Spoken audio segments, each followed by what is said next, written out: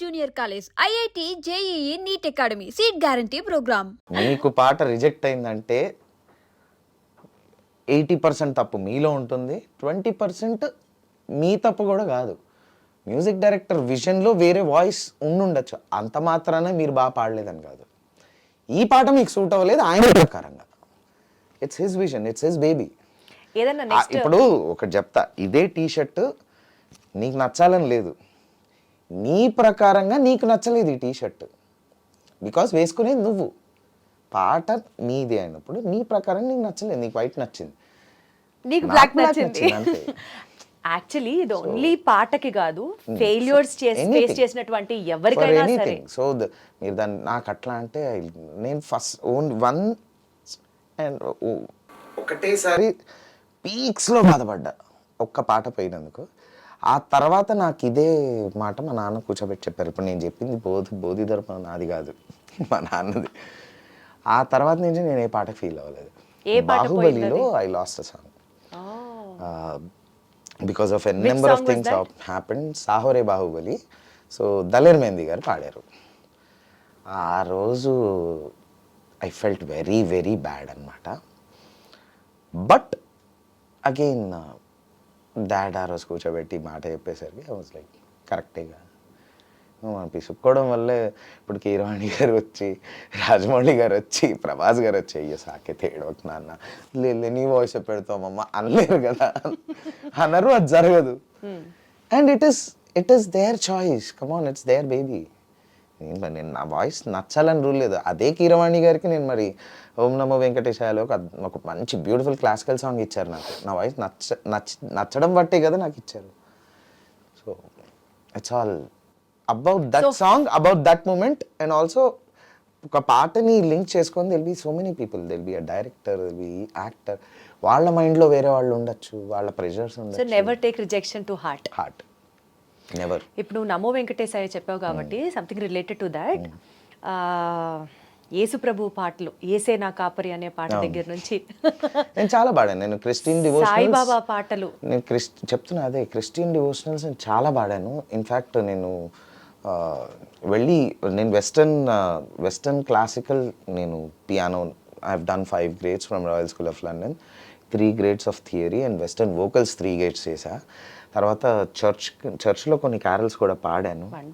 And then I have sung n number of Christian albums, Telugu devotionals n number of పాడాను, Saibaba devotionals n number of పాడాను.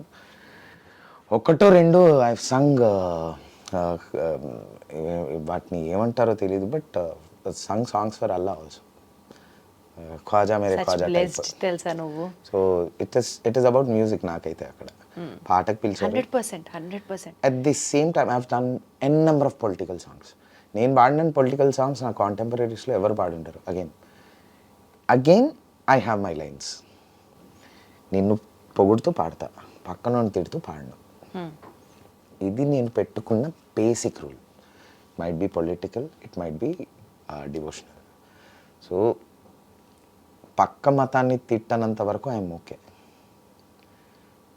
పక్క మనిషిని తిట్టనంత వరకు you're okay. అంతే కదా. Singing is your job. There should be no negativity in the song. If there is negativity, I'm not singing it. అలా నేను కొన్ని బూతు పాటలు, మంచి మాస్ సాంగ్స్ కూడా రిజెక్ట్ చేశా మూవీస్ లో. నిజమా? రిజెక్ట్ చేసావు? And later on అవి సూపర్ హిట్ అయిన ఉన్నాయా? లేవు. మన తెలుగు జనాలు కొంతవరకే యాక్సెప్ట్ చేస్తారు డబుల్ మీనింగ్ ని, మరీ స్ట్రైట్ బూతు పెడితే యాక్సెప్ట్ చేయరు అన్న విషయం నేను గట్టిగా నమ్ముతాను.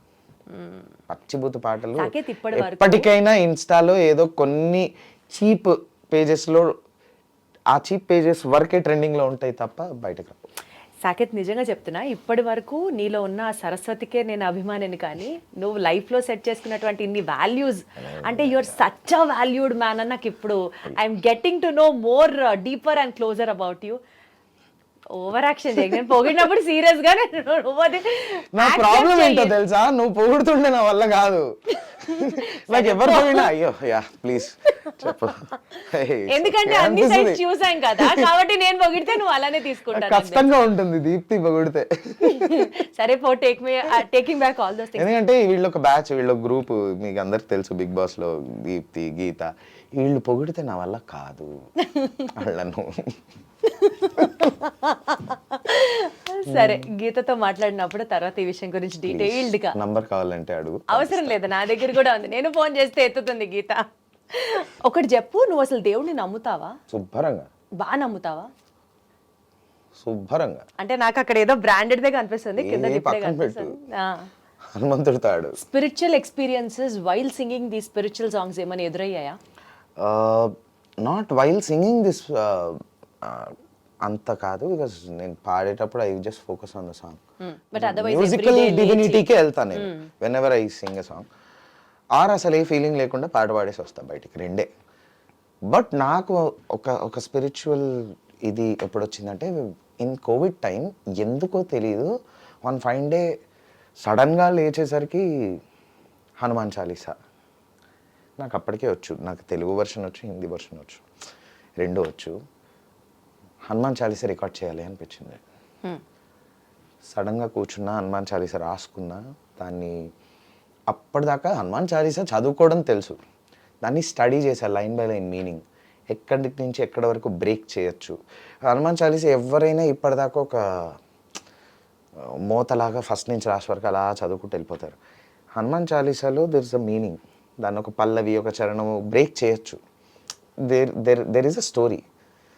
ఆ స్టోరీని ఎక్కడికి కట్ చేయొచ్చు, ఎక్కడికి చేయొచ్చు అన్నది తెలుసుకొని చదువుకొని ఐ కంపోజ్డ్ ఒక హనుమాన్ చాలీసా కంపోజ్ చేసి, కోవిడ్ టైంలో నా ప్రోగ్రామర్ తన స్టూడియో, తన ఇంట్లో తన స్టూడియో మొత్తం వీడియో కాల్స్లో కోవిడ్ టైంలో మేము కంపోజ్ చేసి దాన్ని రికార్డ్ చేసి, అప్పుడు 6 to 8 మాత్రమే మొబిలిటీ ఉండింది కదా ఆ టైంలో. హారిక, ఆయుషు వీళ్ళిద్దరిని మన ఇంటికి పిలిచేసి 3 days వాళ్ళు మన ఇంట్లోనే ఉన్నారు. దాని ముందు కోవిడ్ టెస్ట్లు చేయించి, ఇంటికి వచ్చే ముందు ప్రోటోకాల్ టెస్ట్ అని చేయించుకొని ఇంట్లో ఉండి శానిటైజ్ చేసుకొని రికార్డ్ చేసి, మళ్ళీ మెయిల్ సింగర్స్లో కొంతమందికి they had systems in their house, వాళ్ళ మైక్లు కృష్ణన్నకి పంపించి నువ్వు ఒక వర్షన్లో ఒక లైన్ పాడి, సాయి చరణ్కి పంపించి ఒక పాడి, గ్రూప్ అలా కోరస్ అలా రికార్డ్ చేశాం. ఇండివిజువల్గా వాళ్ళు పంపించిన దాన్ని మళ్ళీ నా స్టూడియోకి తెచ్చి కలిపి,